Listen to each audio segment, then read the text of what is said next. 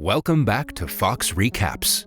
Today I'm going to explain the short movie called The Secret Number, released in the year 2012. Dr. Simon, a famous psychiatrist from a mental institution.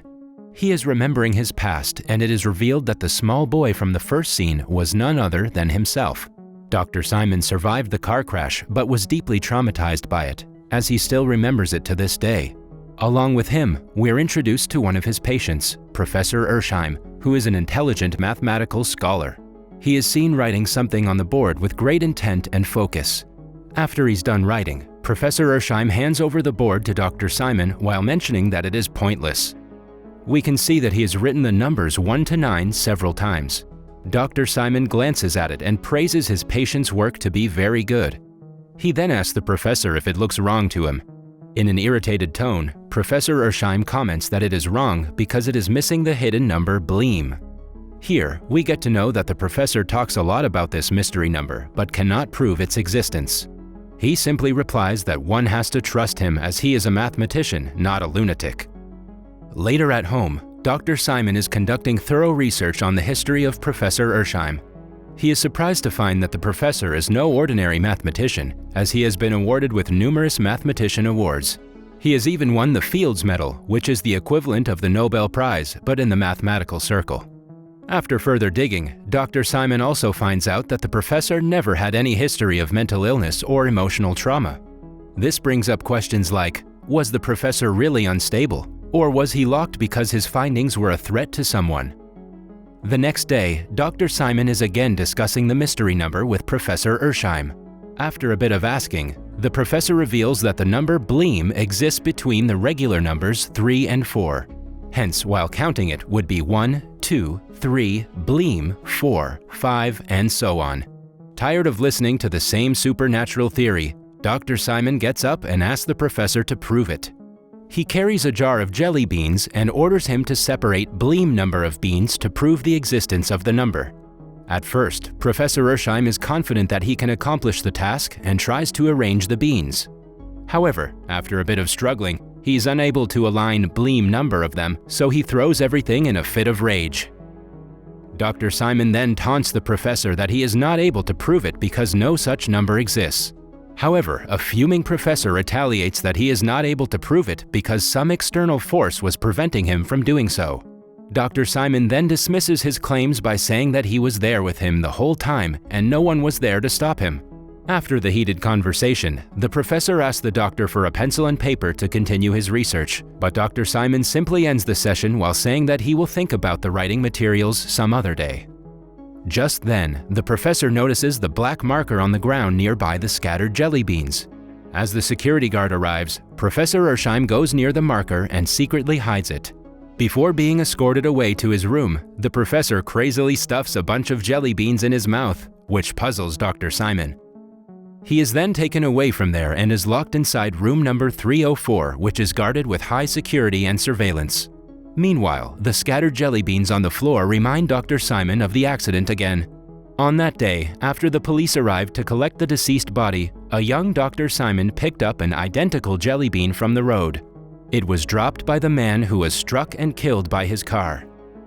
In the next scene, Dr. Simon is preparing to leave for home after a frustrating day at work. As he is going down the elevator, it takes an unusually long time to reach the 3rd floor from the 4th. This confuses him and he starts thinking about the authenticity of the mystery number BLEEM. Following the strange encounter in the elevator, Dr. Simon starts digging up more information about the mysterious number. He finds out that Professor Ersheim was actually arrested due to an outburst at a conference. After this, he starts listening to numerous recordings of his conversations with the professor. In one of the interviews, Professor Ersheim says that the number BLEEM is the very fabric of the universe. He also says that there are numerous dimensions in the galaxy, but an average human cannot see that. He says that the main reason for not being able to explore other dimensions is the insufficiency of proper maths. He also adds that if the mystery number BLEEM can be discovered, humans can travel to other dimensions and explore them. With the discovery of the number BLEEM, humans will also be able to time travel and communicate faster than the speed of light. As Dr. Simon is deeply immersed in the recordings, he notices an ant on his desk. Being the kind human that he is, He carefully picks it up with a piece of paper and throws it out of the window safely. In the next scene, a tired Dr. Simon is at a bar having some drinks. He is fed up with the events surrounding him lately, so he is on a break to clear his mind. As he is cracking open some peanuts, one of them suddenly moves and cracks itself open without any external force. The doctor is immediately shocked by the supernatural encounter, but before he can calm himself, he sees Professor Ersheim writing some mathematical calculations on the window of the bar. He immediately gets up and starts going after the professor. After a bit of chasing, Dr. Simon reaches a silent alley. As he walks a little further, he finds a television playing news about the exact accident from his childhood. The news also reports that the old man hit by the car had not been identified in the 3 days since the incident. He then sees his younger self watching the bizarre news. Turns out that the doctor was just having a nightmare and he is awakened by a phone call. There, he is informed that Professor Ersheim has gone missing from his room. In this way, his dream had some truth after all. The doctor then immediately heads to the mental institution. After reaching, a worker named Jean explains that they are about to initiate a second sweep to locate the professor. He also stresses that the professor was present during bed check and he had not let anyone else into the room. Now the question might arise, how did an old and fragile man like the professor escape such a highly guarded facility? This confuses Dr. Simon equally. As the duo reach room number 304 to investigate, they are shocked to find mathematical equations and formulae written all over the walls. It seems that the professor spent all night conducting his research with the marker.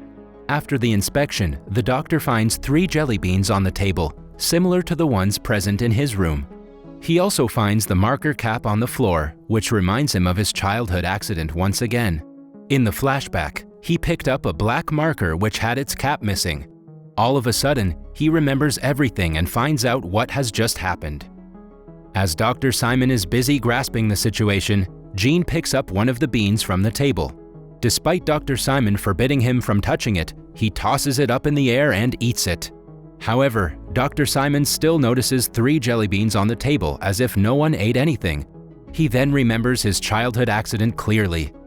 The movie ends as we are shown the scene of the accident once again. Jelly beans are scattered all across the road and the face of the deceased man is finally shown. It is Professor Ersheim himself. Now, for those of you who are still confused, let me explain. This movie is based on time travel, where the main protagonist, Dr. Ersheim, is a time traveler. While he was apprehended and locked inside a mental institution for being unstable, he was actually a genius and knew things no other human could think of. His lifelong theory of the secret number Bleem was correct all along, and his assumptions of time travel were true too. Because he was locked in a cell with no materials to continue his research, he couldn't prove his theory and was laughed at by everyone. However, when he finally got his hands on the black marker, he used all his mathematical capabilities to discover Bleem. As Bleem is the centerpiece for time travel, he used it to jump between different time periods. In this instance, he went back in time to Dr. Simon's past, where he was unfortunately struck and killed by his car.